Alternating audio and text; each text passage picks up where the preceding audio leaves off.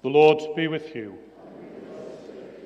A reading from the Holy Gospel according to John. At that time, Jesus said, "Truly, truly, I say to you, he who does not enter the sheepfold by the door, but climbs in by another way, that man is a thief and a robber. But he who enters by the door is the shepherd of the sheep. To him the gatekeeper opens. The sheep hear his voice, and he calls his own sheep by name, and he leads them out.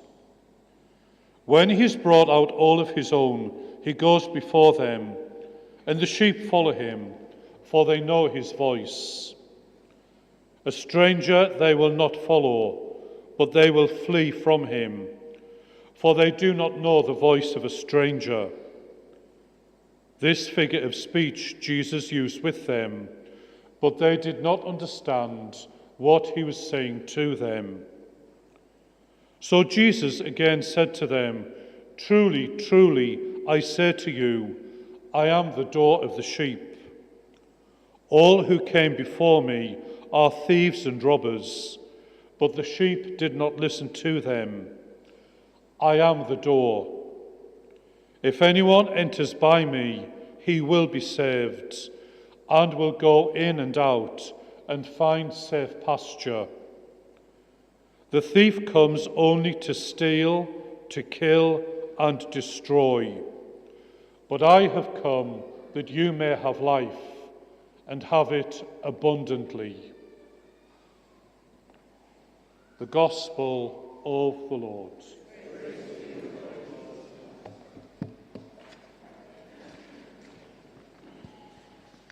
Over the last few weeks, a number of parishioners have been asking me, "Father, have you watched Harry Goes to Rome?" And I kept thinking to myself, well, who is Harry? Is it Prince Harry? And more people kept saying to me, "Father, have you seen that programme on BBC called Harry Goes to Rome?"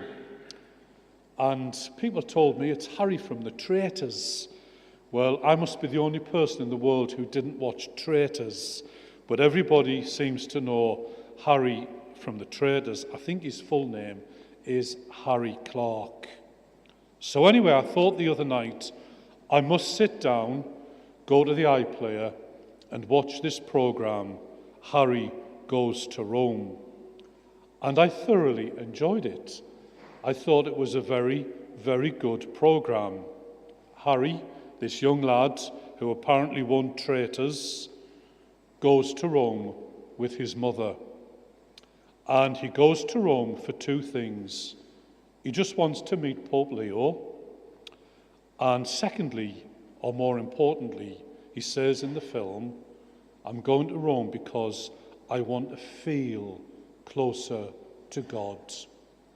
And if you've seen that film, Harry says this right throughout it: "I just want to feel closer to God."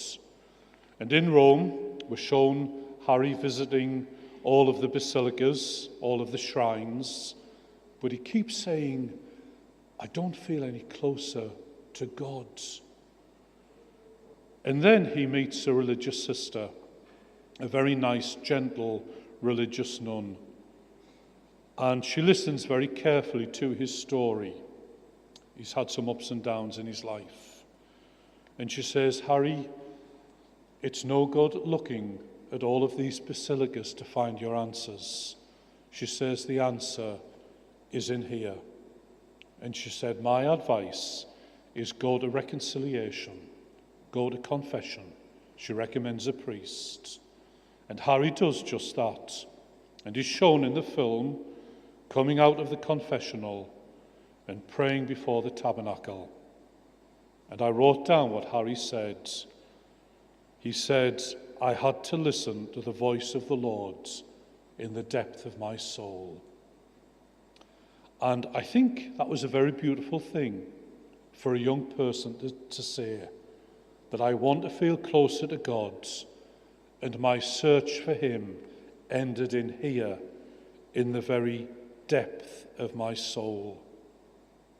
And today, on this Good Shepherd Sunday, we're told something very similar in our Gospel. We're told about Jesus saying, I am the Good Shepherd. It's a beautiful description of the Lord, isn't it? The one who carries the little lamb on his shoulder, close to his heart, the one who calls out. Do you know, for the first 300 years of Christianity, the official logo of the faith was the Good Shepherds. Frescoes have been discovered in various parts of Rome, dating back to the first 300 years of our faith, and etched into the walls of the catacombs in various places are the images of the Good Shepherds, the beautiful image of our Lord carrying the sheep close to his heart. It's one of the most enduring and endearing images of the true face of God. Jesus says, I am the Good Shepherd. And today is Good Shepherd Sunday. And what does the Good Shepherd says he does for us in our gospel today? He says, they listen to my voice and I speak. God has a voice. The Good Shepherd is the one who calls, the one who speaks to each of us in our individual lives. I know my sheep and I know them by name. Now, isn't that a beautiful truth? That all of us gathered here in Mass today are known individually and personally by the Lord, by the Good Shepherd. He knows you and me. He knows all of our faults and failings, all of our strengths and gifts, but he knows us personally, and he speaks to us. And sometimes when we are very quiet and when we are very still, we can hear the voice of the Lord deep down within us. He puts beautiful thoughts into our minds, good positive thoughts into our hearts. The Good Shepherd is the one who really does speak to us when we are listening. What is it about a voice? You know, a text message or an email can leave us feeling cold or even indifferent. But isn't it true that a voice can melt the heart? Isn't it true about Frank Sinatra that whenever he sang, the musicians would put down their instruments and they would just listen to that voice? It was such a gift, a beautiful gift for the world. Hearing the voice of someone we love can mean the world to us, can't it? A telephone call or bumping into someone special. Their voice is just something really that we treasure. A mother's voice from our childhood days, praying night prayers or reading stories to us, can stay with us forever in the mind. The Good Shepherd, Jesus says, the sheep hear my voice, and I call them by name. Sometimes in the moments after Holy Communion, when we're all quiet and silent, sometimes I really feel the presence of our Lord within me. I'm sure you do too. Our Christian faith isn't just a set of ideas or creeds.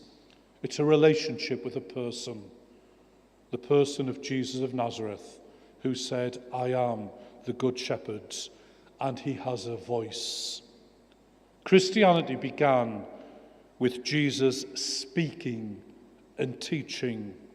I often wonder what it must have been like when our Lord was on earth, and for all of those people gathered round him to hear his voice.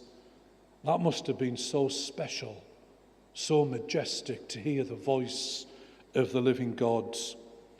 And in our first reading today, St. Peter, the first Pope, the humble fisherman of Galilee, we were told, lifted up his voice and began to proclaim Christ crucified and risen. St. Peter becomes the mouthpiece of the Lord because he has seen and touched the risen Jesus. So how do we hear the voice of the Good Shepherd today? Well, each time we come to the Holy Mass and we hear the readings read and the scriptures proclaimed, that is the Lord speaking to us today. Have you ever noticed during the readings how maybe a word or a phrase or one sentence might just touch you? Well, key into that, because that is the Lord speaking to you today. We hear the Lord speaking to us today through the teaching of the church. We have a Pope, Pope Leo, and we believe that the Lord speaks through the Pope. Someone said to me during the week, who isn't a Catholic, but they said, I've been really listening to what Pope Leo has been saying in these last few weeks. And they said, he really attracts me to the church. And I thought that was a beautiful thing to hear. We hear the voice of the Lord speaking to us through good people whom we trust when we ask their advice. When we listen to them, the Lord speaks through them. But above all, the Lord, the Good Shepherd, speaks to us in one way. And it's the way Harry Clark said in that documentary film. He speaks to us in the conscience. And the conscience is the deepest place of the human spirit. The conscience is in the soul. It's that little voice deep within us saying to us, do this, do that, but don't do that. Go here, but don't go there. The conscience is the main way that the Good Shepherd speaks to us today. Harry Clark said, in the silence of the sacrament, I was able to hear the voice of the Lord. And I thought to myself, that's so true, because the Good Shepherd speaks to us when we are most silent and still. Sheep, innocent as they are, can distinguish the voice of their shepherd to that of a stranger, and so must we. There can be many voices competing for our attention today, taking us in this way and that way, but keep the Good Shepherd central in our lives. Why? Because the last words of today's Gospel tell us, I have come that you may have life and have it abundantly. And heaven is the place of life abundantly, the ultimate place and destination that the Good Shepherd wants to carry us towards.